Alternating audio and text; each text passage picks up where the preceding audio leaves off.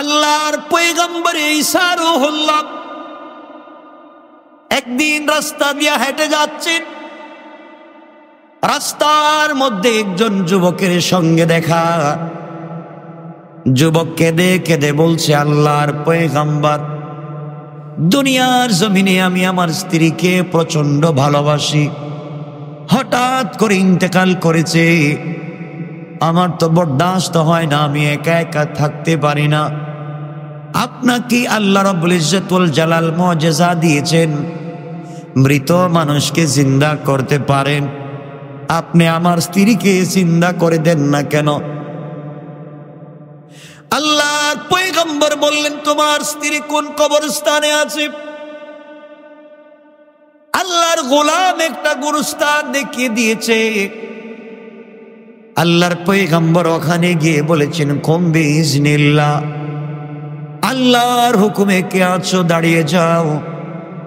বলতে দেরি হয়েছে, একটা হাবশী কৃতদাস কালো একটা গোলাম দাঁড়িয়ে গিয়েছে।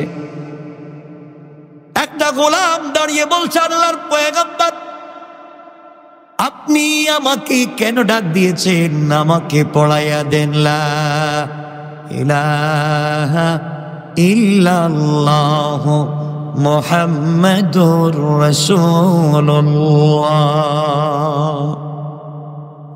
ঈসা আলাইহিস সালাম বললেন, যুবক, তুমি বলেছ এখানে তোমার স্ত্রী আছে, একটা কৃতদাস কালো গোলাম উঠে গেছে, ওখানে তো তোমার স্ত্রী নাই।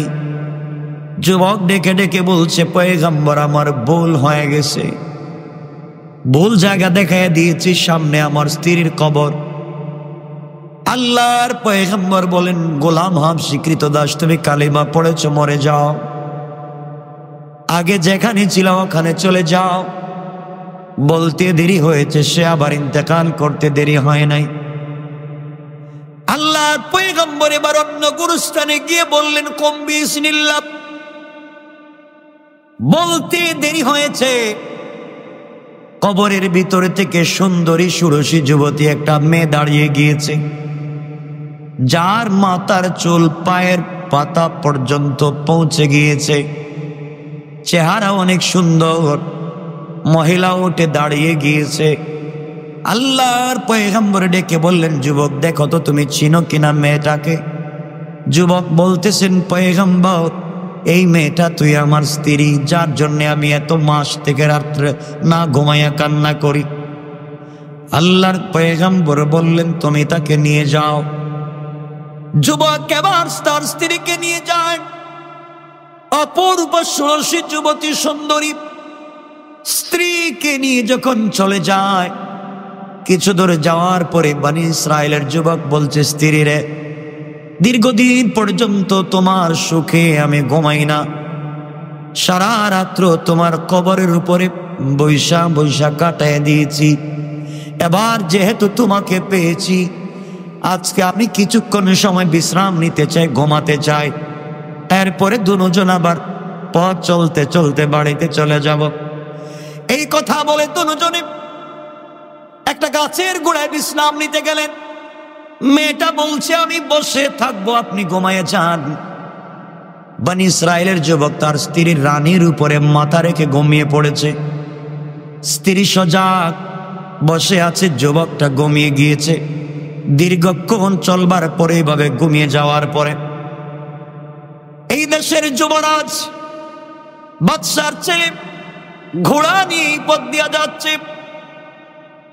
এই মেয়েটা যখন যুবরাজের চেহারার দিকে তাকায়, তখন সে আসক্ত হয়ে যায়, পাগল হয়ে যায়।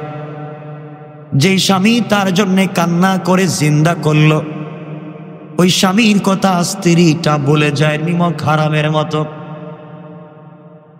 সে চিন্তা করে, স্বামীর ঘর নাই, বাড়ি নাই, তিন বেলার খাবার নাই, চেহারা এত সুন্দর না, আমার সামনে দিয়ে যে যুবক চলে যায় অনেক সুন্দর, যুবরাজ যার টাকা আছে, পয়সা আছে, সব আছে, সে আর নিজেকে সামলিয়ে রাখতে পারল না। স্বামীর মাথাটা তার রানের উপর থেকে নামাইয়া দেয়া যুবরাজের রাস্তায় গিয়ে দাঁড়ায় থাকলো। যুবরাজ যখন তাকে দেখেছে, সে আসক্ত হয়েছে, মেয়েটার অনুমতি নিয়ে মেয়েটাকে ঘোড়ার পিঠে আরোহণ করায়া দীর্ঘ পথ চলতে চলতে দুজন চলে গিয়েছে রাজপ্রাসাদে। ওখানে গিয়ে বসবাস শুরু করে দিয়েছে। এদিকে যুবকের যখন ঘুম ভেঙে গেছে, ঘুম ভাঙ্গার পরে দেখে তার স্ত্রী নাই, যাকে কান্না করে আল্লাহর দরবার থেকে হযরতে ঈসা রূহুল্লাহর মাধ্যমে নিয়ে আসলো, সে আর নাই। এবার যুবক পাগল হয়ে গেল, কার জন্য কাঁদলাম, কার জন্য এত কষ্ট করলাম, এখন কোথায় গেল? আমি বোঝাতে চাই, বাংলাদেশে স্ত্রীকে বিয়ে করে রেখে গিয়েছে অনেক যুবক বিদেশে, জানে না বিদেশ থেকে সে টাকা পাঠায়, আর ওই টাকা নিয়ে তার স্ত্রী অন্যজনের সঙ্গেও চলে যায়। কথা বলেন ঠিক না? নিমক হারামের মতো চলে যায়। যুবক তো পাগল হয়ে গেছে, ব্যাপার কি? পায়ের চিহ্ন দেখে দেখে পথ চলা শুরু করলো।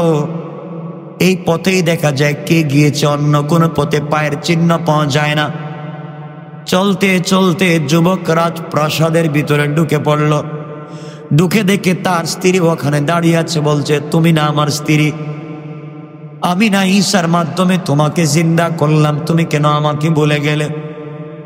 মেয়ে ডাক দিয়া বলতেছে, তুমি ভুল করেছো, আমাকে চিনো নাই, আমি কিন্তু তোমার স্ত্রী না, আমি হলাম এই বাসার একজন সেবিকা, যুবরাজের স্ত্রী অথবা খাদেমা।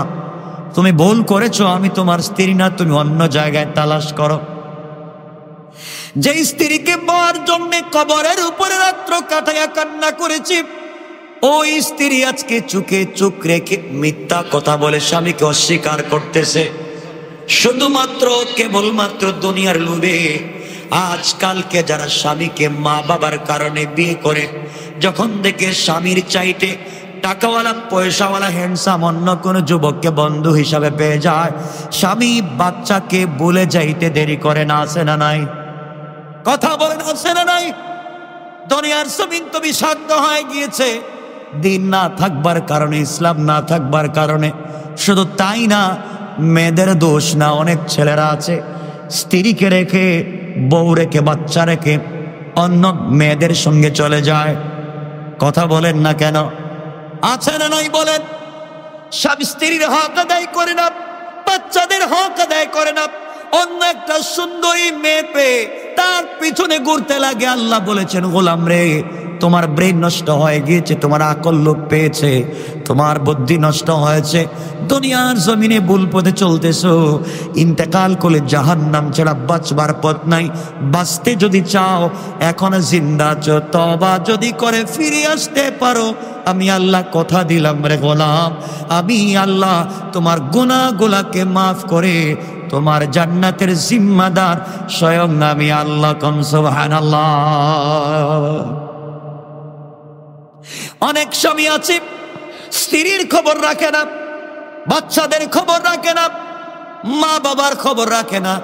তার লাইফে তার বান্ধবী স্ত্রীকে নিয়ে বিদেশে যায় না, তার বান্ধবীরে নিয়ে বিদেশে যায়, স্ত্রীর খবর নেয় না, বাচ্চাদের খবর নেয় না। আরেক বেচারার বউর সঙ্গে প্রেম করে তাকে পাসপোর্ট বানায়া বিদেশে নিয়ে যায়।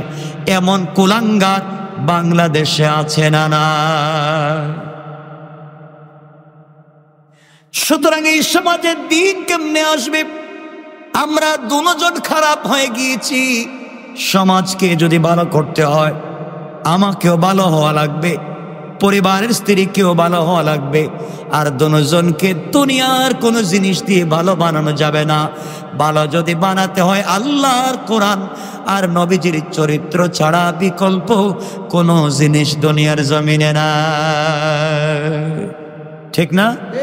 সবাই বলেন। কষ্ট পাচ্ছেন আমার কথা? আমার বন্ধুগণ, ওই মেয়েটা অস্বীকার করে বসলো, তুমি আমার স্বামী না। এদিকে যুবরাজ বের হয়, বলতেছে যুবককে, তোমাকে চিনতে পারলাম না, তুমি কেন আমার রাজপ্রাসাদে এসেছো? আর আমার খাদেম অথবা আমার দাসী অথবা আমার স্ত্রীকে তুমি কেন বলতেছো তোমার স্ত্রী? যুবক ডেকে ডেকে বলছে, ও যুবরাজ, আপনি জানেন না আমার স্ত্রী দীর্ঘদিন আগে ইন্তেকাল করেছে। আল্লাহর কাছে বড় কান্নাকাটি করেছি, স্ত্রীকে বড় ভালোবাসি, ফিরে পাই না, ঈশার মাধ্যমে পাইলাম তো আমি ঘুমাইছিলাম, চলে আসছে, আপনি আমার কাছে উঠাইয়া দেন। এই কথা বলবার অপরাধে যুবকটারে দুজন মিলে পিটাইছে, দুজন মিলে মারছে। বাংলাদেশে এমন স্ত্রীও পাওয়া যায় যার সঙ্গে প্রেম করেছে, তার কাছে যাওয়ার জন্যে গভীর রাত্রে বাচ্চাকেও জবাই করে, স্বামীকেও জবাই করে। ঠিক না? ভুল বলেছি? সব আছে। আমার বন্ধুগণ, এর একটাই কারণ, ঘরের ভিতরে শান্তি নাই, প্রেম নাই, ভালোবাসা নাই, মোহাব্বত নাই। মোহাব্বত যদি থাকতো সুন্দর লাগতো না, চেহারার ডিজাইন লাগতো না।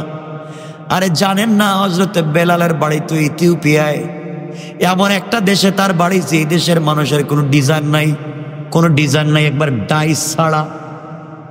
ইথিওপিয়ার মানুষের কোনো ডাইস নাই, পায়ের দিকে তাকালে মনে হবে হাতি, মুখের দিকে তাকালে মানুষ বলে মনে হয় না। কিন্তু আল্লাহ বলেছেন পয়গম্বরে আরবি, ইথিওপিয়ার মানুষের ডাইস না থাকতে পারে, ডিজাইন না থাকতে পারে, ডেকোরেশন না থাকতে পারে, কিন্তু আমি আল্লাহ এই ইথিওপিয়ার একটা দাসকে, একটা গোলাম, তার নাম বেলাল, এত ভালোবেসে ফেলেছি পয়গম্বর, আপনি জান্নাতুল ফিরদাউসে মেরাজের রাত্রে যাওয়ার আগে আমি আমার ওই বেলালের পায়ের আওয়াজ আগে পৌঁছায়া দিয়েছি। আল্লাহু আকবার বলে। আমি ভালোবেসে ফেলেছি, ডাইস থাকলো আর না থাকলো তো কি হয়েছে? আমার বন্ধুগণ, ভালো করে শুনে, খুব লম্বা করা যাবে না। যুবকটাকে দুইজন মিলে যখন পিটায়, ইত্য বছরের রাস্তা দিয়া হযরতে ঈসা রহুল্লাহ চলে গেলেন। যুবক ডেকে ডেকে বলতেছে, আল্লাহর পয়গম্বর, আপনি কি আমাকে চিনেন? হ্যাঁ চিনি। তুমি তো ওই যুবক, যেই যুবক বলেছিলে তোমার স্ত্রীকে জিন্দা করবার জন্য, তো করে দিয়েছিলাম। আল্লাহর পয়গম্বর, সব তো ঠিক আছে, আপনি করে দিয়েছেন, সব মানলাম, কিন্তু আমার স্ত্রী আমাকে রাইখা যে যুবরাজের সঙ্গে চলে এসেছে। হযরত ঈসা বললেন, মারে, তুমি না ওই মেয়ে, যেই মেয়েকে আমি জিন্দা করলাম? কয় না, আপনি ভুল বলতেছেন।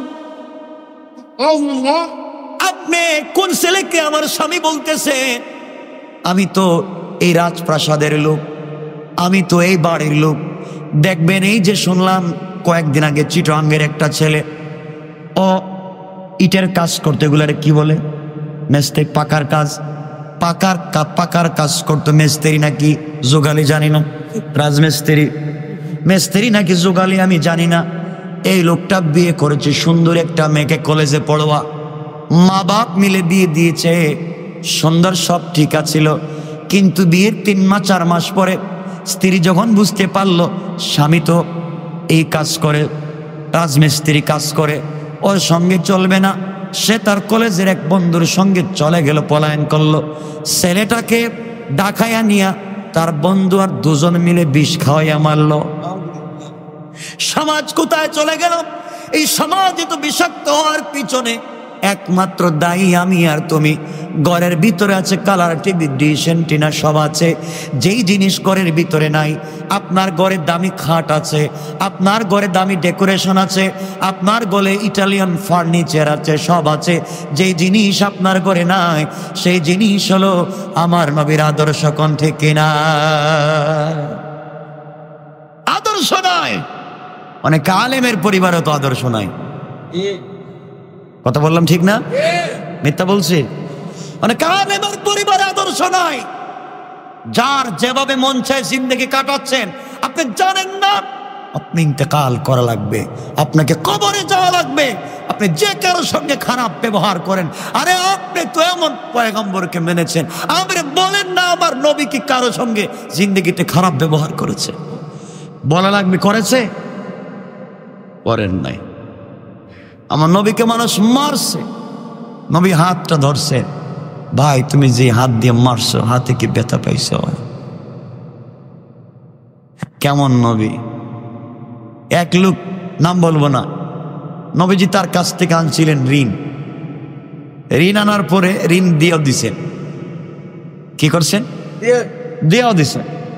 এরপর একদিন এসে বলতেছে আমার ঋণ দেন। এভাবে না, পিছন থেকে পাঞ্জাবি টান দিয়ে ধরছে, আমার টাকা দেন।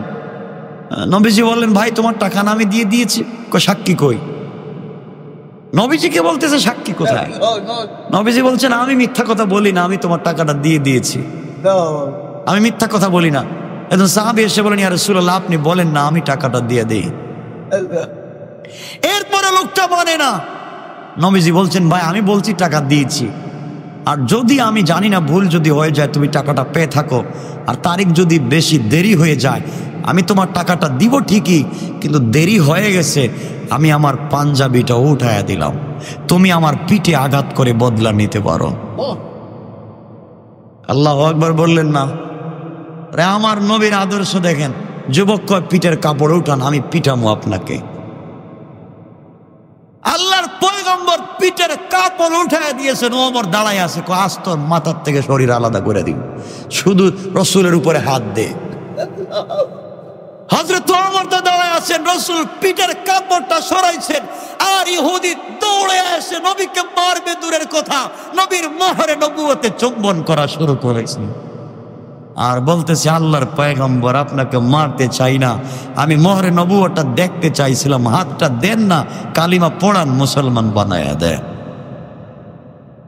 কি হয়েছে আপনার? চিনলেন না? আমার বন্ধুগণ, হযরত ঈসা বললেন বোন রে তুমি বলো সত্যি কি বলছো, তুমি ওই মেয়ে না? মেয়েটা বলছে না আমি ওই মেয়ে না, আপনি ভুল বলতেছেন, আমি না, অন্য কেউ হবে, আমাকে আপনি জিন্দা করেন নাই। এই কথা বলবার কারণে ঈসা বলছেন আল্লাহ তাআলা যেই মেয়েটাকে আমি রূহটা দিয়েছিলাম তোমার মাধ্যমে, আয় আল্লাহ তোমার রূহটা তুমি ফিরাইয়া নিয়ে যাও। বলতে দেরি হয়েছে, মেয়েটা মরতে দেরি হয় নাই। এবার যুবক বলছে হুজুর পায়ে ধরে মাফ চাই, জিন্দেগিতে আর কোনোদিন বিয়ে করব না, যেভাবে মিথ্যা কথা বলে, যার জন্যে আমি পাগল হয়ে 3-4 মাস না ঘুমাইয়া জিন্দা করলাম, ওই মেয়েটা আজকে আমাকে ভুলে গিয়েছে। এখান থেকে আমাদের জানার বিষয় হলো অনেক লোক আছে যারা দুনিয়ার জমিনে ইমান হারা থাকে গোটা জিন্দেগি, এক টাইমে তারা মুসলমান হয়ে যায়। তার প্রমাণ হচ্ছে এই হাবশী গোলাম গোটা জিন্দেগি ছিল কাফের। আল্লাহর পয়গম্বর ঈসা তাকে জিন্দা করলেন, কাফের ছিল, জিন্দা হওয়ার পরে কালিমা পড়লো, গোটা জিন্দেগি ছিল কাফের, আর জিন্দা করবার কারণে কালিমা পড়ে হয়ে গেল মুসলমান। আর যারা নাশুকরি করে কুফরি করে জাহান্নামী, তাদেরকে যদি দেখতে চাও মহিলার দিকে তাকাও, ওই মহিলাকে দেখো যেই মহিলা দুনিয়ার জমিন থেকে ঈমান নিয়ে ইন্তেকাল করেছিল। ঈসা জিন্দা করেছিলেন, দুনিয়ার লোভে পড়ে মিথ্যা বলে ঈমান হারিয়েছে। আল্লাহ বলতে চান দুনিয়ার জমিনে কত মানুষ এভাবে আছে, টাকার বিনিময়ে স্বার্থের কারণে ঈমান বিক্রি করে, কোন ঠিক না? আছে না নাই? আপনারা আছেন এই লাইনের? নাই তো? না। আচ্ছা,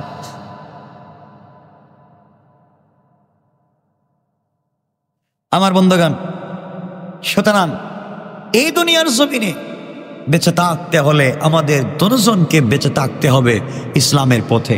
কার পথে? সবাই বলেন না কার পথে?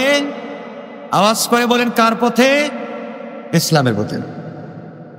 আল্লাহ রাব্বুল ইজ্জত ওয়াল জালাল আমার আলোচ্য আয়াতে লম্বা বিষয় আলোচনা করেছেন এই ব্যাপারে, এবং বলতে গিয়ে বলেছেন সম্পদ এবং যা আছে তোমার জান মাল সব আল্লাহর রাস্তায় যতটুকুন পারো তুমি ব্যয় করে জান্নাতটা ক্রয় করো। সুবহানাল্লাহ বললে কি ক্রয় করতে বলছেন? আল্লাহ বলছেন যারা আমার রাস্তায় জান এবং মাল দিয়ে দেয় তাদের বিনিময়ে জান্নাত ছাড়ার কিছু নাই।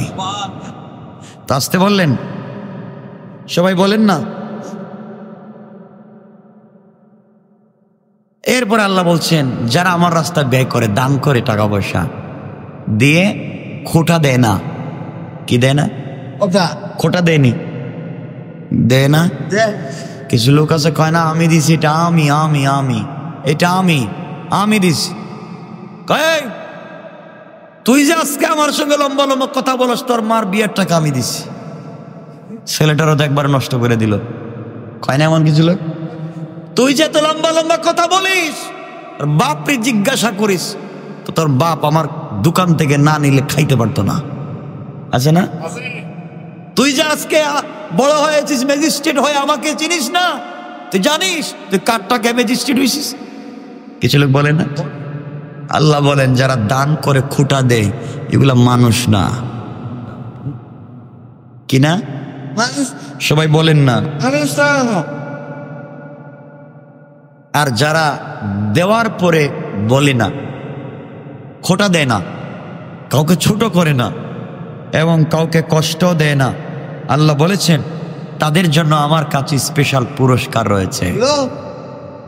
আসতে বললেন পুরস্কারটা কি বলতে গেলে তো আজকে রাত্র শেষ হয়ে যাব। হোক কয় বলেন কয়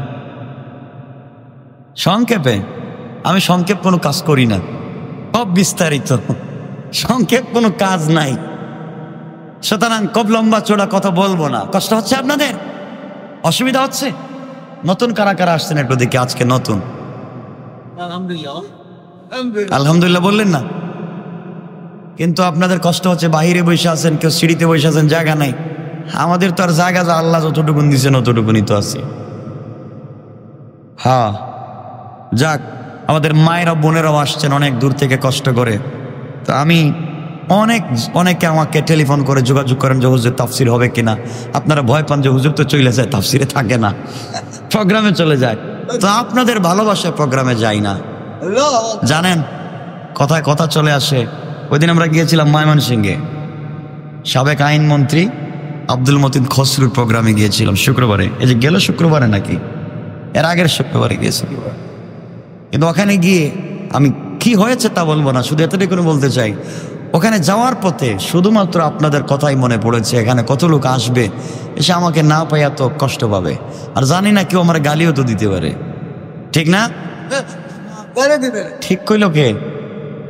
আপনাদের গালিও দেন আমারে? আমি তো আপনাদের গালি দিই না, দিল থেকে শুধু দোয়া করে যাই, দোয়া। মানে আপনাদের জন্য তো দোয়া, শুধু দুনিয়ায় দোয়া না। আল্লাহ বলছি, আল্লাহকে বলছি, আল্লাহ কত দিন না বলছি, একদিন দুই দিন তো বলি নাই, কতদিন তো আল্লাহকে বলছি। আরে আল্লাহর সাথে একটা সম্পর্ক করে ফেলো না কেন? করে ফেলো। বলি তাইলে একটা কথা মধ্য দিয়ে ঢুকে গেল, মনে পড়ে হযরতে খালিদ ইবনুল ওয়ালিদের কথা। রুমে একবার যুদ্ধ হবে, রুমে। তো খালিদ ইবনুল ওয়ালিদ মুসলিম সেনাবাহিনীদেরকে নিয়ে রুম গিয়েছেন। গিয়ে দেখেন আগেকার দেশ তো তালা দেওয়া, ব্যারিকেড দেওয়া, তাদের শহর ঢুকা যায় না। কারণ পৃথিবীতে দেখবেন এই যে চীন দেশের একটা প্রাচীর আছে না, এটা এই যে আশ্চর্য জিনিসের মধ্যে একটা না? কতটা আশ্চর্য জিনিস আছে? সপ্তম আশ্চর্যের একটা না? কেন বলেন তো? কেন? আমার মনে হইতেছে আশ্চর্য হওয়ার একটা জিনিস আমি পাইছি খুঁজা, ঐতিহাসিকভাবে একটা ব্যাখ্যা আছে, কিন্তু বাট আমি ব্যাখ্যাটা দিচ্ছি না। আমি এটার একটা ব্যাখ্যা পাইছি। চীনের যা আছে আসলে আর জায়গা, চায়নার জিনিস মানে চায়না গেলে আর আয় না, ঠিক না? চায়না মানে এটা টিকবে না। কিন্তু আশ্চর্যজনক এই বিশাল বড় দেওয়ালটা টিকে গেছে গা, এটার ভাঙ্গে না। ওদের সব জিনিসই তো ভেঙে যায়, অত 5 দিন, 1 মাস, 10 দিন, 1 বছর পরে এটার কোনো থাকে যায় গিয়ে। শুধুই আছে একটা জিনিস, এই প্রাচীরটা, এই জন্য আশ্চর্য হয়েছে। এটা গেল না কেন? চায়না বানাইছে তো যায় না কেন? তো আমার বন্ধুগণ বলতে চাইছিলাম হযরতে খালিদ ইবনুল ওয়ালিদের কথা। রুম গিয়েছেন, তো রুমের মানুষ তো, রুম তো বুঝেন, রোমানিয়ানদেরকে চিনেন, ইতালিয়ানদেরকে চিনেন, চিনেন না? ওরা নাকি টাকাওয়ালা, ওরা নাকি পয়সাওয়ালা, আর ওরা তো ছিল মুসলমানদের কামলা, বলেন না ঠিক না? ওই যে পারস্যের একটা আছে না প্যারিসে, চিনেন না ওরে? আরে ওদেরকে মুসলমানরা যে কি মায়ের দিছিল এক জিন্দেগি, মারতে মারতে তো বাইর করে দিছে। আজকে ওরা ক্ষমতা পাইছে। আরে এমন একদিন আসবে আর মাত্র কয়েক বছর পরে, ইতালি আর ফ্রান্স নয়, আর আমেরিকা নয়, গোটা দুনিয়া ইসলামের পতাকা উড্ডীন হয়ে যাবে ইনশাআল্লাহ। হবে না? কিন্তু আমার কাছে আমার দরকার মাত্র মাজার মুআউযের মতো কয়েকটা যুবকের দরকার, খালিদ ইবনুল ওয়ালিদের মতো কয়েকটা যুবকের দরকার, যারা রাস্তায় বের হয়ে যাবে। কাফেরেরা তো রাস্তা খুঁজে পাবে না, ঠিক না? ঠিক। আমার বন্ধুগণ, তো যুদ্ধ তো হয় না, দেশও জয়লাভ হয় না। আর এর ভিতরে রোমের লোকেরা, ইতালিয়ানরা, ইতালিটা রোম যেটা ইতালি, এই দেশটা কয়েকবার ধ্বংস হয়েছে, কয়েকবার ধ্বংস হয়েছে। এর লম্বা ইতিহাস আছে, এটা বলার সময় নেই। কয়েকবার ধ্বংস হয়েছে শুধুমাত্র পৃথিবীর সব থেকে নির্লজ্জ জেনাবে বিচার ইতালিতে। ভ্যাটিকান সিটিটা কোথায়? হ্যাঁ, ভ্যাটিকান সিটি কোথায়? ইতালি। এখানে থাকে বিশ্ববিখ্যাত পুপেরা। পুপ তো চিনেন না? খ্রিস্টানের হুজুর, খ্রিস্টানের বড় হুজুর। আর এদের কাজ হচ্ছে শুধু দর্শন করা আর মামলায়। আরে ঠিক না? কতগুলা পুপ ধরা খাইছে না? যাক, ধরা খাক, কোনো সমস্যা নেই, এরা ভালো হয়ে যাক, আমরা চাই। কিন্তু কথা হচ্ছে, এই রুমে গিয়ে এটাকে ঢুকতে পারেন না প্রাচীরের ভিতরে। ওরা এর ভিতরে মদ খায়, নাচানাচি করে, জেনা করে, কিন্তু দেশ দখল হয় না। খালিদ ইবনুল ওয়ালিদের কাছে সবাই এসে বলছেন, কি করা যায়, কি করবো আমরা কি ভিতরে ঢুকবো না আমরা কি করবো? খালিদ ইবনুল ওয়ালিদ বললেন, এক কাজ করো, আগামীকালকে অবশ্যই রোম বিজয় লাভ করবে। কেমনে? আমরা তো বাহিরে। বলে অবশ্যই হবে। কি করা লাগবে? কয়, তোমরা আমাকে দেওয়ালের উপর দিয়ে ধাক্কাইয়া ভিতরে ঢুকাই দিও, শুধু আমি একা যাবো, শুধু আমি একা, গোটা রোম বিজয় লাভ করবে। সবাই বলছে, আপনি একা গেলে কি করবেন? আমাকে একা ঢুকায় দাও। সবাই মিলিয়া হযরতে খালিদ ইবনুল ওয়ালিদকে ধইরা ভিতরে ঢুকাই দিস, দেওয়ালের ভিতরে ঢুকাই দিস। পরের দিনই সন্ধ্যাবেলা হযরতে খালিদ ইবনুল ওয়ালিদ রোমের সব থেকে উঁচা জায়গায় দাঁড়াইয়া আল্লাহর পক্ষ থেকে আযান দিয়ে দিয়েছেন। আযান। সবাই তো আশ্চর্য, একটা লোক ঢুকলো ভিতরে, আর জয়লাভ হলো কেমনে? খালিদ ইবনুল ওয়ালিদ বলেন, তোমরা জানো না, আল্লাহ বলছেন যে ঈমান আনবে আমার উপরে, সে একা নয়, আমি আছি। তাহলে আমি তো একা ভিতরে ঢুকে নাই, তোমরা আমার ধাক্কাইয়া ঢুকাইছো, আর আল্লাহ ছিলেন আমার সাথে। এজন্য আমি একা ছিলাম না। আল্লাহ তো বলছেন, ওমা রমাইতা ইয রমাইতা ওয়ালাকিন্নাল্লাহ রমা। বন্ধু, তুমি নাকি কাফেরদেরকে পাথর দিয়ে মারছো, আরে হাত তো তোমার ছিল মনে করছো, মারছি তো আমি। খালিদ ইবনুল ওয়ালিদ বলতেছেন, তোমরা আমার ধাক্কায় দাও, আল্লাহ আমার সাথে আছেন, ওরা কিছু করতে পারবে না। এক নম্বর ব্যাখ্যা। দুই নম্বর হলো, হযরতে খালিদ ইবনুল ওয়ালিদ বলছেন, আনা হাই, আমি জিন্দা, কারণ আমার ভিতরে ঈমান আছে। আর আমার নবীজি বলেছেন, যার ভিতরে ঈমান নাই সে তো মুর্দা। তো আমি যে দেশে ঢুকছি, এদের তো একটারও ঈমান নাই, সুতরাং মুর্দাদের সামনে জিন্দা দাঁড়াইলে ভয় পায় না। আল্লাহু আকবার বললেন না? খালিদ ইবনুল ওয়ালিদের মতো এক দুইটা যুবক হলেই চলবে, দেশ এমনি জিন্দা। আমার বন্ধুগণ, আমরা পারবো তো ইনশাল্লাহ? পারবো না? দুনিয়ার জমিনে কি করার আছে আমাদের দেখেন। এই যে বাংলাদেশ না ভারত, এটা আমি বুঝি না, এগুলো আমার জানাও নাই, আমার জিন্দিগিতেও দেখি নাই, বুঝি নাই। এই যে একটা সিনেমা কে বা কারা বানাচ্ছে, তার নাম কি সবাই জানেন? দেখা যায় এগুলো খবর রাখেন না? কমান্ডো না? কমান্ডো বানাইয়া মুসলমানদেরকে সন্ত্রাসী বানানো হচ্ছে। কালেমা খচিত পতাকা পিছনে দেয়া বোঝানো হচ্ছে, পাঞ্জাবি পায়জামা টুপি লাগাইয়া, যে পৃথিবীর যত দেশে সন্ত্রাসী হচ্ছে সব মুসলমানরা করতেছে। তো আমরা চাইবো, এটা যারাই করেছেন তারা বুঝাতে চাচ্ছেন বাংলাদেশে জঙ্গিদের অভাব নাই। নাউজুবিল্লাহ বলবেন। আমাদের দাবি হচ্ছে এটাকে বন্ধ করা হোক। সবাই বলেন। যুবকদের চরিত্রের হিফাজতের জন্য, যুবক যুবতীদের চরিত্রের হিফাজতের জন্য ইসলামকে হেফাজত করবার জন্যে আমরা চাই বাংলাদেশের কোন সিনেমা হলে, বাংলাদেশের কোন জায়গায় এই ধরনের সিনেমা প্রকাশ করা যাবে না। এখন কথা হলো, যারা এই সিনেমার পক্ষে কথা বলবে তারা মনে রাখবেন প্রকাশ্য প্রত্যক্ষ পরোক্ষভাবে ইসলামের দুশমন। সুতরাং কমান্ডো হোক বা এই ধরনের যে কোনো সিনেমা হোক, যারা প্রতিষ্ঠা করে বের করে প্রকাশ করে ইসলামকে ছোট করতে চায়, এরা হচ্ছে পিতৃ পরিচয়হীন অবৈধ সন্তান। মনে রাখবেন, এদের সাথে ইসলামের কোনো সম্পর্ক নাই। আর অনেক কথা বলার ছিল, কিন্তু বলতেছি না, এই লাইনে যাচ্ছি না আজকে আমার বন্ধুগণ।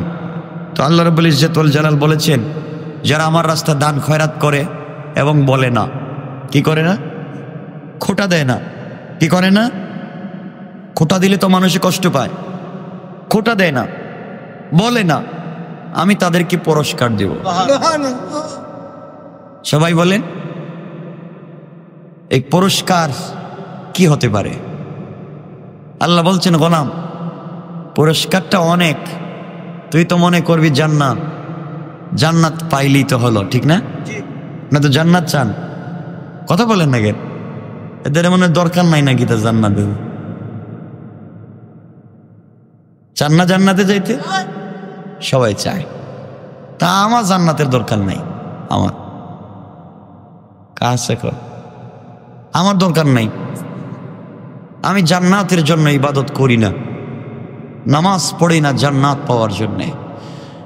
আমি যে আল্লাহকে না দেখে গভীর রাত্রে তার পায়ে সেজদা দেই, ঘুম থেকে উঠে যার নামে দোয়া পড়ি, ঘুমাতে যাওয়ার সময় যার কাছে হায়াতে জিন্দেগিটা ওয়াকফ করে দেই, এই জান্নাতের দরকার কি? যে জান্নাতে গেলে সেই মনিবকে দেখা যাবে না, ঠিক না? জান্নাতের দরকার নাই, সে আল্লাহরে পাইলেই হলো। কথা বলেন না? যারা প্রেম করে বলে না, তোমারে পাইলে গাজীপুরের বন জঙ্গলে থাকলো শান্তি, ঠিক না? এটা ঠিক কেমন হইল? বন জঙ্গলে কি করবেন? তোমারে পাইলে ওখানে গেলেই রাজি, গাজীপুরের শালবনে থাকলেও শান্তি, এরপরে তোমারে দরকার। তা আমরা বলতে পারি, আল্লাহ তোমারে যদি পাই জান্নাতের দরকার নাই, যেখানে তুমি আছো ওখানে আমরা থাকতে চাই, ঠিক না? এজন্য আব্দুল কাদের জিলানী বলতেন, আব্দুল কাদের জিলানী, জান্নাত জাহান্নাম সে ইয়া রব কিয়া করো, আরজু হ্যায় কে मैं तुझे দেখা করো। আল্লাহ জান্নাত জাহান্নাম দিয়ে কি করবো? আমার দিলের তামান্না তোমার সঙ্গে একটা নজর দেখা, তোমাকে একটা বার দেখা, আমার দিলের সব ব্যথা দূর হয়ে যাবে। আল্লাহকে দেখতে চান না? হাত উঠে দেখান, দেখতে চান? সবাই বলেন আল্লাহু তাকবীর। সবাই আল্লাহরে দেখতে চায়, বাবা খুব খুশি।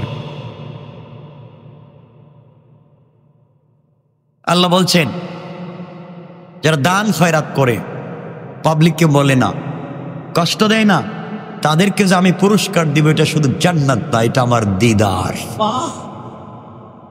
দিদার কেমনে জানেন?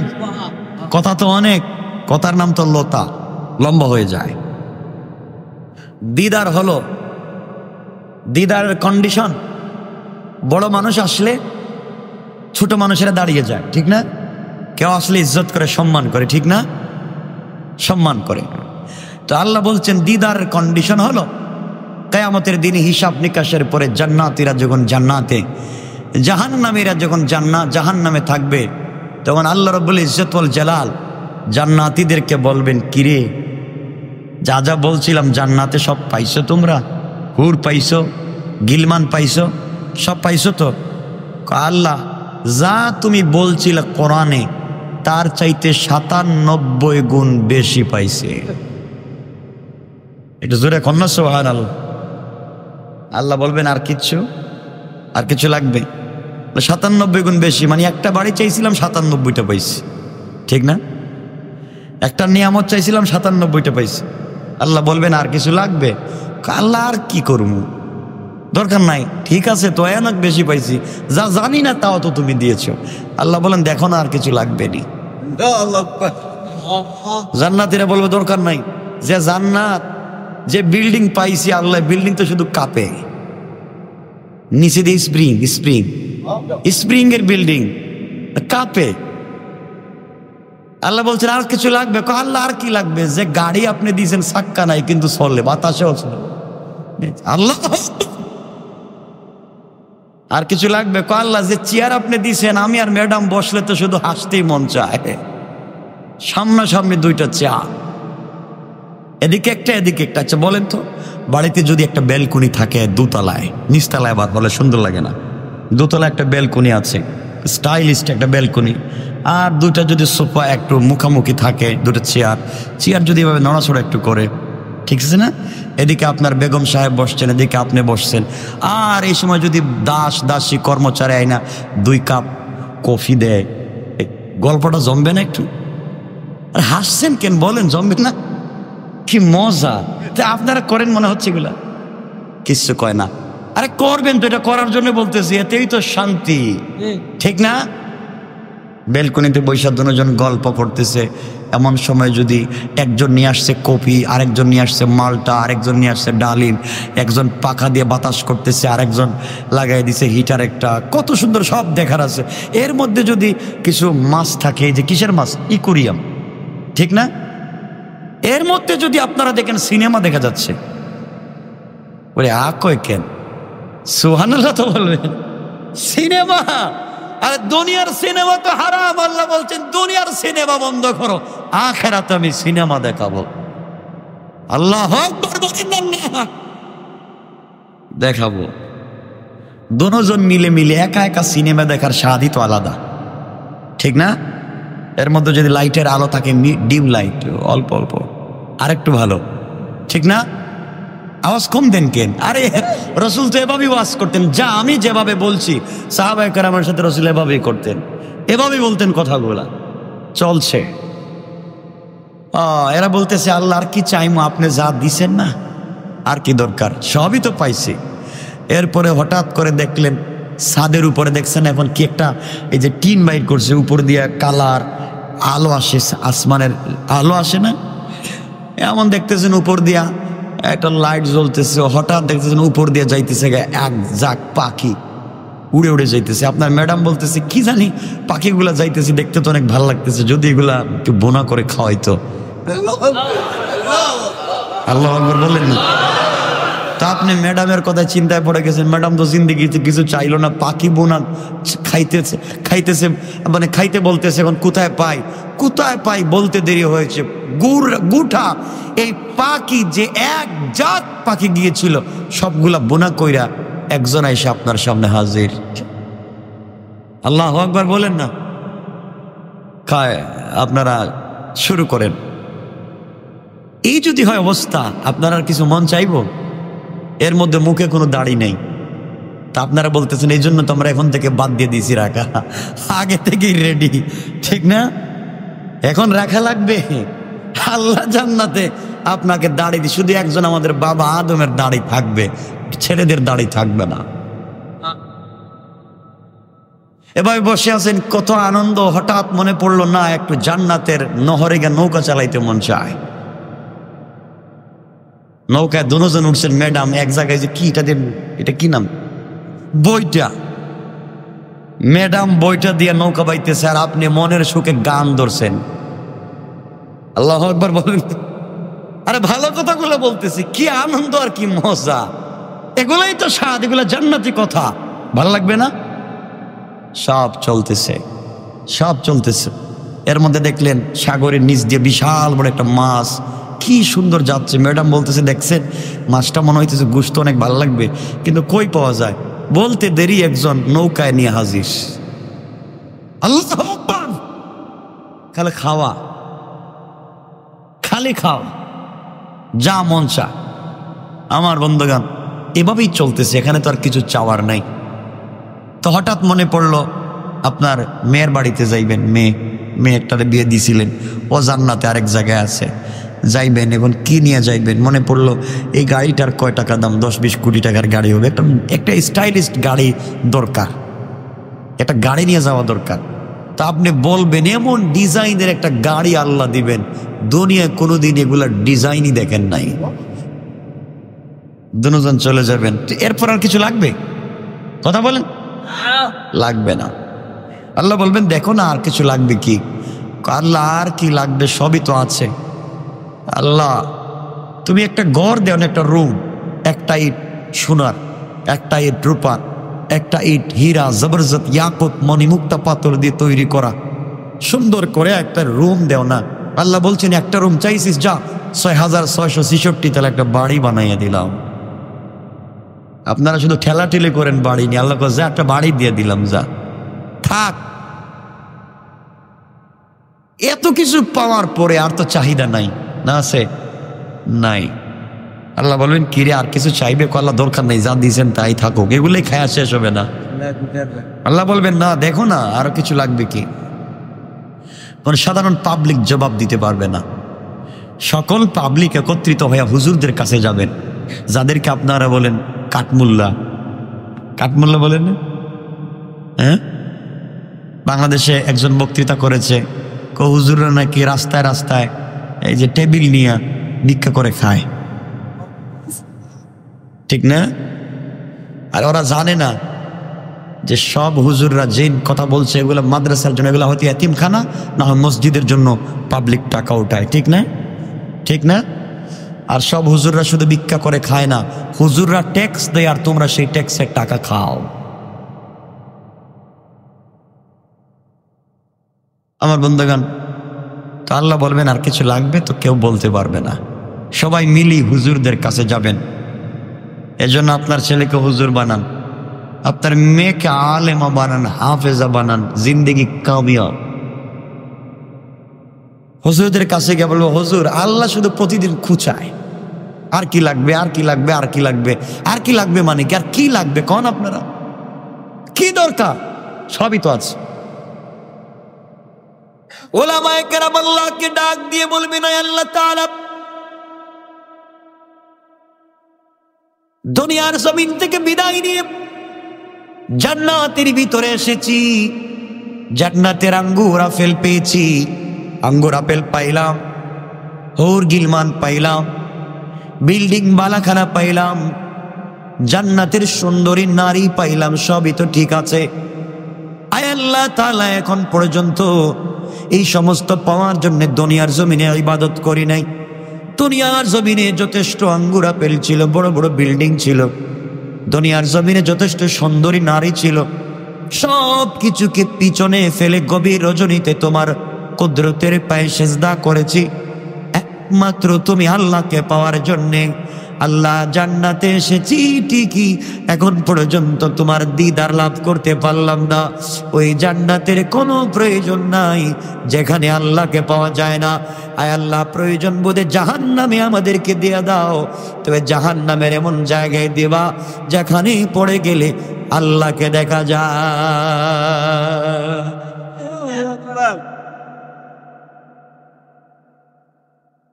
আল্লাহ রাব্বুল ইজ্জত ওয়াল জালাল বলবেন তোমরা আমার সঙ্গে অভিমান করে লাভ নাই। দুনিয়ায় বলেছিলাম তোমাদেরকে আমি পুরস্কার দেব,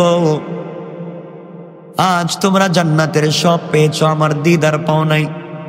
অভিমান করে জাহান্নামের কথা বলে ফেলেছো, চিন্তার প্রয়োজন নাই, টেনশন করার প্রয়োজন নাই। আমি আল্লাহ রাব্বুল ইজ্জত ওয়াল জালাল তোমাদের সঙ্গে সাক্ষাতের ব্যবস্থা করে দিলাম। দারুস সালাম নামক জান্নাতে আমি আল্লাহ একটা প্রোগ্রাম করব, একটা অনুষ্ঠান করব। ঘটনা বলে উদ্দেশ্য না, ওই প্রোগ্রামে হাত পরিবেশন করবেন ইসরাফিল, বিশেষ অতিথি হিসেবে দাওয়াত করব পয়গম্বর দাউদকে, প্রধান অতিথি হিসাবে দাওয়াত করবেন আমার নবী, তোমার নবী, বিশ্ব নবীকে। আর ওই প্রোগ্রামের সভাপতিত্ব করবেন স্বয়ং আল্লাহ। আল্লাহ নিজে থাকবেন চেয়ারে বসা, ভালো লাগবে না? বলেন আল্লাহু আকবার। এতদিন যে আল্লাহর পায়ে সেজদা করে কান্দেন, ওই আল্লাহ আপনার সামনে থাকবেন বসা।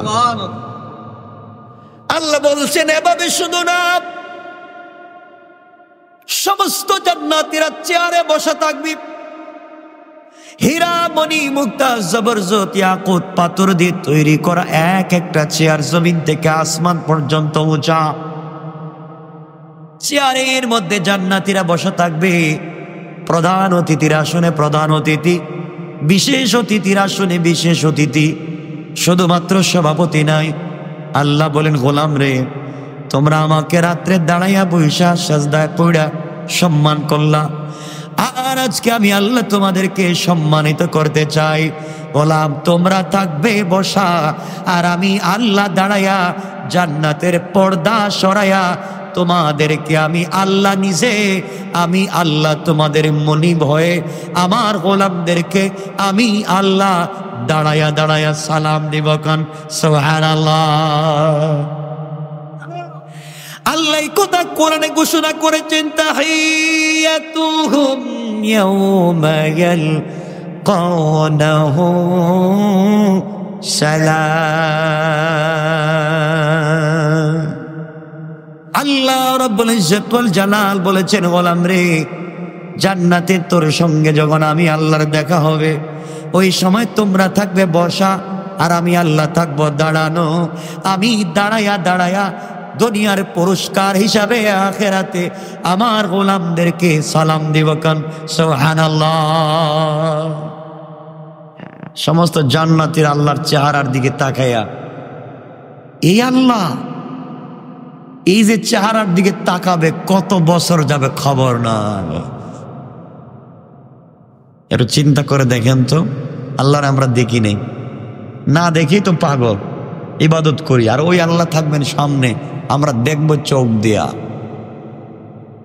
চান না দেখতে? তাইলে অবশ্যই পরিবারের স্বামী স্ত্রীতে মিল মহব্বত দরকার নাই। সবাই বলে, আওয়াজ করে বলে, স্বামী স্ত্রীতে মিল মহব্বত লাগবে, লাগবে না? আমার শেষ কথার দিকে চলে আসতেছি। এই জায়গায় কথা রাখতে চাই, কিন্তু আপনাদের কষ্ট হচ্ছে আমার বন্ধুগণ। আল্লাহ বলছেন এরপরে যারা মানুষের সাথে নম্র ভাষায় কথা বলে, আল্লাহ বলছেন কওলুম মারুফ, যারা সুন্দর করে কথা বলে, মানুষের সাথে মিষ্টি করে কথা বলে, গালি দেয় না। কে বলছেন? কওলুম মারুফ, নম্র ভাষায় যারা কথা বলে। আল্লাহ বলছেন এর পরের শব্দে আল্লাহ রাব্বুল ইজ্জত ওয়াল জালাল বলেন ওয়া মাগফিরাতুন, এবং যারা ক্ষমা করে। এক নাম্বার বলছেন যারা নরম ভাষায় কথা বলে। কি ভাষায়? আপনারা কি বাসায় গেলে স্ত্রীর সাথে নরম ভাষায় কথা বলেন? হ্যাঁ, ঘরে যাওয়ার পরেই তো বউ মনে করে আল্লাহ আজরাইল কি এখন ঢুকলো মাত্র, ঠিক না? এগুলা করেন না আপনারা, এগুলা করেন আপনারা, বুঝতেছি আমি, এগুলার দরকার নাই। আপনি তো স্বামী, আপনাকে স্ত্রী ভয় পাবে কেন, ঠিক না? এজন্য এক নম্বর হচ্ছে কওলুম মারুফ, যারা নরম কথা বলে। কি কথা বলে? নরম কথা বলে। হযরতে রাসূল পাক ইসলাম স্ত্রীদের সঙ্গে নরম ভাষায় কথা বলতেন। সুবহানাল্লাহ বলে। একেবারে নরম, নরম যাকে বলে একেবারে নরম ভাষায় কথা বলতেন। স্ত্রীরাও আমার নবীজির সঙ্গে নরম ভাষায় কথা বলতেন। সুবহানাল্লাহ। আজকে থেকে আমরা বলবো, সবাই বলেন, আজকের থেকে সবাই ট্রাই করবেন স্ত্রীর সঙ্গে নরম ভাষায় কথা বলা। আর মায়েদেরকে বলছি, আপনারাও আপনাদের স্বামীর সঙ্গে, মা বাবার সঙ্গে নরম ভাষায় কথা বলবেন ইনশাআল্লাহ। সবাই বলেন। এরপরে আল্লাহ বলছেন ওয়া মাগফিরা, এবং ক্ষমা প্রদর্শন। ভুল হয়ে গেছে, ক্ষমা। আপনি বলছিলেন যে আমার জন্য দুটা খাসির গোশত রান্না করো, স্ত্রী বলে হাঁসের গোশত রান্না করে ফেলাইছে। আপনি এক থাপ্পড় দেয়া 32টা দাঁতরে পূর্ব দিকে ফেলাই দিলেন, ঠিক না? করেন না এগুলা? আমি বলছি এটা হবে না, এটা করলে কেন? এগুলো হারাম কাজ, রাগ করা যাবে না। এবং স্ত্রীর গালে মারা যাবে না। আপনারা মারেনি তো গালে, ঠিক না? ঠিক কেন মারেন? কেন? বেচারি মা বাপ ছেড়ে আসলো, সব ফালাইয়া চলে এলো আপনার বাড়িতে আপনারা দেখে, আর আপনি শুধু মারির উপরই রাখেন এর সারাদিন, ঠিক না? এগুলা গালে থাপ্পড় দিবেন না, হারাম। স্ত্রীর গালে মারা হারাম কাজ, হারাম। মাথায় মারবেন না। তা আপনি বলবেন মারবো কইতে? আমি তো মারি গালে আর মাথায়। তো এর অর্থ হলো আপনি মায়ের বাদ দিবেন, ঠিক না? কি বাদ দিবেন? মায়ের বাদ। এজন্য অবশ্যই স্ত্রীর গালে মাথা মারা যাবে না। তা আপনারা তো স্ত্রীর গালে মারেন, পিঠেও মারেন, মারেননি? মারছেন? জানেন আপনারা? আরে মারছেন তো, মারেন নাই? কোনোদিন মারেন নাই?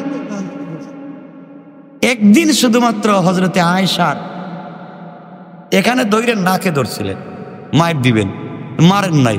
হাত উঠানোর পরে আয়েশা বলছেন আমি তো মরে গেলাম, আপনি মারবেন কেন? হযরতে রাসূল পাক বলছেন আয়েশা তুমি আমার খাদিজার কথা কিচ্ছু বলবা না, তোমরা আমার সুখের দিনের স্ত্রী, আমার ঘর আছে, বাড়ি আছে, সব আছে। খাদিজা আমার দুঃখের দিনের স্ত্রী, যেই দিন আমার মক্কায় কেউ ছিল না খাদিজা ছাড়া। আল্লাহু আকবার বলে। খাদিজাকে ভালোবাসতেন রাসূল, কে ভালোবাসতেন? তা আপনারা স্ত্রীকে ভালোবাসেন তো? ইত্যা কথা বললেন, আজকে থেকে মারামারি বন্ধ, ঠিক না? ঠিক আছে, নাইলে আমি বলে দিব যে মারামারি করবে নাম ঠিকানা শুদ্ধ আমার কাছে পাঠাইয়া দেন, কাগজে লেখে আমার কাছে নাম ঠিকানা পাঠাইয়া দেন, একটু দেখি উনি কে। এজন্য 1 নম্বর হচ্ছে নরম ভাষায় কথা বলা। কি ভাষায়? নরম ভাষায়। আচ্ছা, এখন আপনারা বলবেন না স্ত্রী অনেক সময় উল্টাপাল্টা করে, তাকে মারতে হবে। ইসলাম বলছে একটা বেত বানাও, বেত মায়ের দেওয়ার জন্য। তো আপনারা কবেন এটাই তো ভালো কাজ করেছেন, বেত দরকার, তো মায়ের দেওয়া দরকার। ইসলাম বলছে না বেত বানাও আর স্ত্রীর পিটাও। কিন্তু এই হাদিসের ব্যাখ্যায়, রাসূল পাকের হাদিসের ব্যাখ্যায় লিখেছেন মারো বডিতে যেন দাগ না পড়ে। এটা কি মায়ের হইলো? বেত দিয়ে মারলে কি দাগ পড়ে না? পড়ে না। রাসূল বলছেন মারো যেন দাগ না পড়ে। এর অর্থ কি? মারবেন না ভালোবাসবেন। আর আপনারা মারতে মারতে মরে না কেন? মরে না কেন? এতক্ষণ পিঠাইলাম, মরে না কে? হালাল না হারাম? সবাই বলেন। স্ত্রীকে মারা যাবে? স্ত্রীকে মারা যাবে না। 1 নম্বর নরম ভাষা কথা বলবেন। তো এগুলার প্রভাব বাচ্চাদের উপরে পড়বে, পড়বে না? বাচ্চা ভালো হবে, 1 নম্বর। 2 নম্বর হচ্ছে মাগফিরা, ক্ষমা করে দেন। কি করে দেন? আপনি ঘুমায় গেছিলেন, বলছি না মশারটা টানায় রাখো, ও মশার টানায় নাই, আপনি উঠে পিটানো শুরু করলেন। মশার টানাইছিলেন না? কত লোক আছে মশার বউ টানায় নেই, জন্য তালাক দিয়ে দিস, ঠিক না? এটা ঠিক মানে আপনারা জানেন কোন ঘটনা?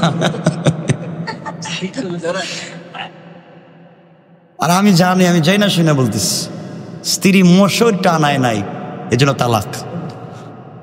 আর কত স্ত্রী পর্দায় থাকতে চায়, স্বামী বলে কি আমার বন্ধু আসছে নিউ টাউন থেকে, গুলশান বনানী বাড়িদারার থেকে, তুই আমার বন্ধুর সামনে বের হলে না, তোরা কালকে রাখুন না। আছে না? কি একটা আজগবি কারবার। এগুলো হালাল না হারাম? আল্লাহ এই আয়াতে বোঝাতে চান খায়রুম মিন সাদাকা। আপনি 100 কোটি টাকা দান করিয়ে যে সওয়াব হবে, দেখেন আল্লাহ বলছেন, কথাগুলো বুঝেন, কাউলুম মারুফ ওয়া মাগফিরাতুন খায়রুম মিন সাদাকা। আল্লাহ বলছেন 100 কোটি টাকা দান করে যে সওয়াব, আপনি যদি নরম ভাষায় কথা বলেন তার চাইতে বেশি সওয়াব।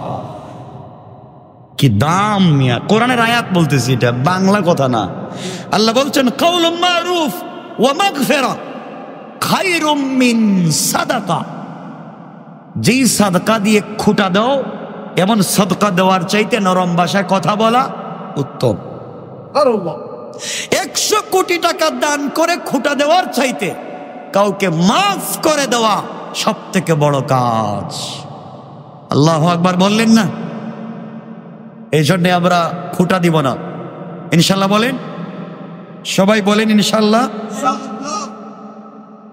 আমার বন্ধুগণ, তাহলে আমরা, আল্লাহ বলছেন দান খয়রাত করতে বলেছেন, খুঁটা দিতে বলেন নাই, কষ্ট দিতে বলেন নাই, বলেছেন নরম ভাষায় কথা বলতে। কি ভাষা? গালি দেওয়া যাবে, রাগ করা যাবে। আপনারা আমাকে একটা হাদিস দেখান তো, যে হাদিসে লেখা আছে রসুল তার স্ত্রীদের সামনে কথা বলতে রাগ করে চোখ মুখ লাল করে দিয়েছেন, চেহারা টেহারা একবার ঘেবে গিয়েছে, এমন কাজ করছেন? কোনোদিন করছেন? তা আপনারা আশেকে রসুল না? কয় না কিছু আশেকে রসুল, এজন্য মারেন। কিছু কিছু যুবক চিন্তা করতেছে, হুজুর এত ভালোবাসার কথা রসুল বলছেন, এই জন্য তো শুধু বউরে আর শ্বশুর শাশুড়ির ভালোবাসি, মা বাপরে বাদ দিয়ে দিছি। ঠিক না? এগুলা কাজ হবে না। শোনেন, দ্বীনের পথে চলতে হবে সকলকে। কষ্ট পাচ্ছেন আপনারা আমার কথা? আমার বন্ধুগণ, এইভাবে যদি আমরা দ্বীনকে ভালোবেসে চলতে পারি, রাসূল পাক সাল্লাল্লাহু আলাইহি ওয়াসাল্লাম বলছেন তোমাদের ঘরটাকে বানাও জান্নাতের টুকরা। স্বামী স্ত্রীর মিল মহব্বত বাড়াও, স্বামী স্ত্রীর মহব্বতটা বাড়াও। ঘরে খাবারের দরকার নাই, দামি কোনো জিনিসের দরকার নাই, ভালোবাসায় যদি ঘরটা ভরা থাকে, এই ঘরের ভিতরে আর কোনো জিনিস লাগবে না। আমার বন্ধুগণ, আমার মুসলমান ভাইরা, আল্লাহ রাব্বুল ইজ্জত ওয়াল জালাল কোরআনে বলছেন ইন্না কাইদা শাইতানি কানা যায়ফা। এক জায়গায় বলছেন নারীদের ফিতনা এত ভয়ঙ্কর, শয়তানের ফিতনার চাইতে ভয়ঙ্কর। কেন বলছেন? এই জায়গার অনেকগুলো ব্যাখ্যা আছে। নারীদের ফিতনা না, পুরুষেরও ফিতনা আছে। আমি বোঝাতে চাচ্ছি, বাংলাদেশে এখন প্রত্যেক ঘন্টায় ঘন্টায় ডিভোর্স হয়, ঠিক না? ঢাকা শহরে 1 ঘন্টায় 5টা ডিভোর্স হয়। পত্রিকার রিপোর্ট, ঘন্টায় 5টা ডিভোর্স হয় বাংলাদেশে। কেন হচ্ছে এগুলো? কেন হচ্ছে? এতে ডিভোর্স হচ্ছে কেন? পরিবার নষ্ট হয়ে যাচ্ছে কেন? আমরা পারবো তো আমাদের ঘরটাকে জান্নাতের ঘর বানাতে, স্বামী স্ত্রীর মিল মহব্বত বাড়াতে।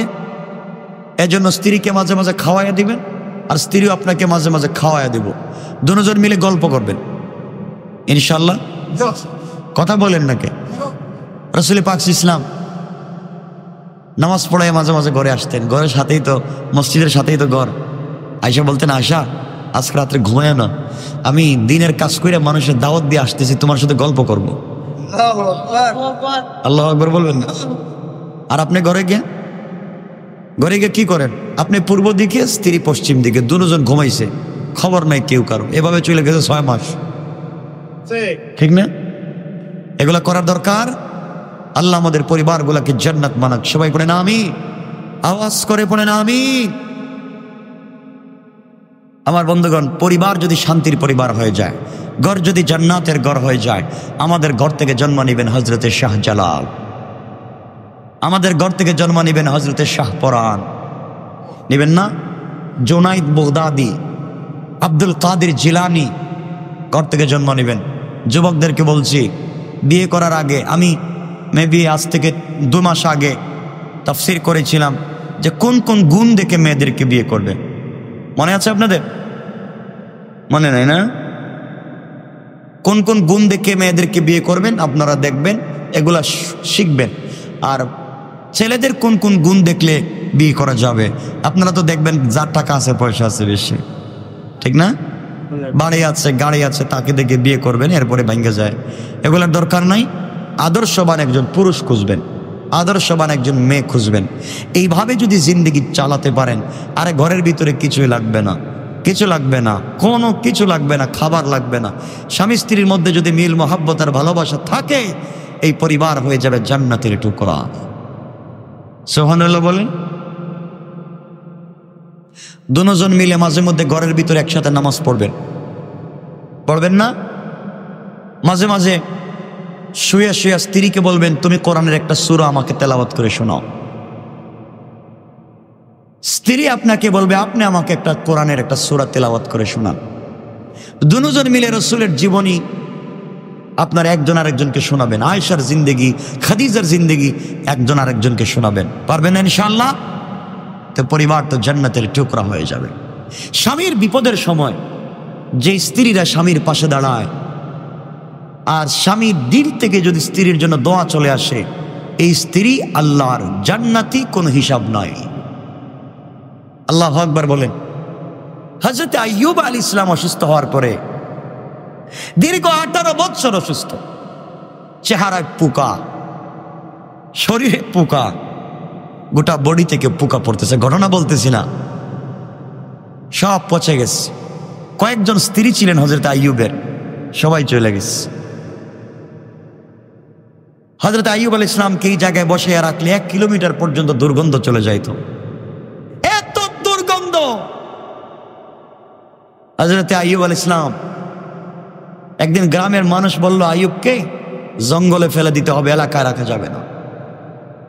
আইয়ুব আলাইহিস সালামকে সবাই নিতেছে, জঙ্গলে নিয়ে ফেলে দিবে। আইয়ুব দেখেন সব স্ত্রীরা চলে গেছে, রহিমা বাকি ছিল। রহিমা কাপড় চোপড় আটাইয়া গাঁটটি বাঁধতেছে, চলে যাইবে। তা হযরত আইয়ুব আলাইহিস সালাম বলতেছেন, রহিমা, সবাই আমাকে রাইকা চলে গেল, আমার কোটি কোটি টাকা ছিল, গাড়ি ছিল, বাড়ি ছিল, সম্পদ ছিল, কিছু নাই, সব স্ত্রীরাও আমাকে রাইকা চলে গেছে। তুমি ছিলা, তুমিও গাট্টি গুট্টি বাঁধতেছো, তুমি চলে যাইতেছো না, কেউ আমার সাথে থাকলো না। হযরত রহিমা চোখের পানি ছেড়ে বলছেন, স্বামী, আমি চলে যাচ্ছি না, আপনার সঙ্গে জঙ্গলে একসাথে যাইতে চাই। সবাই আপনাকে ফেলে দিয়েছে, আমি রহিমা আপনাকে ফেলে দিতে চাই না। আপনি জঙ্গলে থাকবেন, আপনার শরীর পচে গেছে তো কি হয়েছে, আপনি স্বামী, আপনার সঙ্গে আমি জান্নাতে থাকতে চাই। এই জন্য দুঃখের দিনে স্বামীর পাশে দাঁড়াতে হবে। আমাদের মায়েদেরকে বলছি, বোনদেরকে বলছি, সর্বোচ্চ চেষ্টা করতে হবে দুঃখের দিনে স্বামীকে সাপোর্ট দেওয়া। তার বিজনেস ধ্বংস হয়ে গেছে, তার বন্ধুরা তার সঙ্গে দুষ্টামি করতেছে, মানসিক পেইন, আপনি তাকে টেনশন মুক্ত রাখতে পারবেন শুধু হাসাইয়া আর গল্প করে। একজন মেয়ে পারে তার মতকুর স্বামীকে আল্লাহওয়ালা বানাতে, ঠিক না? একজন স্ত্রী পারে তার স্বামীকে রাত্রেবেলা তাহাজ্জুদের সময় ঘুম থেকে উঠাতে।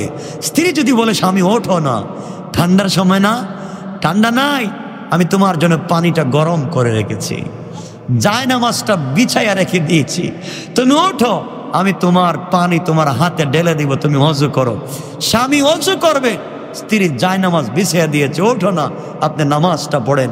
আল্লাহ বলছেন, কোন স্ত্রী যদি স্বামীর জন্য এতটুকুন করে, আমি আল্লাহ তাদের দুজনকে জান্নাতুল ফিরদাউস পর্যন্ত পৌঁছাবো। পারবো তো ইনশাআল্লাহ? আল্লাহ আমাদের সবাইকে কবুল করুক। সবাই পড়েন আমিন। আজকে আর লম্বা করতে চাই না, এখানে রেখে দিলাম। আমার জন্য দোয়া চাই, আপনাদের জন্য দোয়া থাকলো। আগামী কয় তারিখ পড়ে? 5 ফেব্রুয়ারি। আগামী ফেব্রুয়ারি মাসের 5 তারিখ মায়েদের তাফসির হবে ইনশাআল্লাহ। এর আগে হবে না।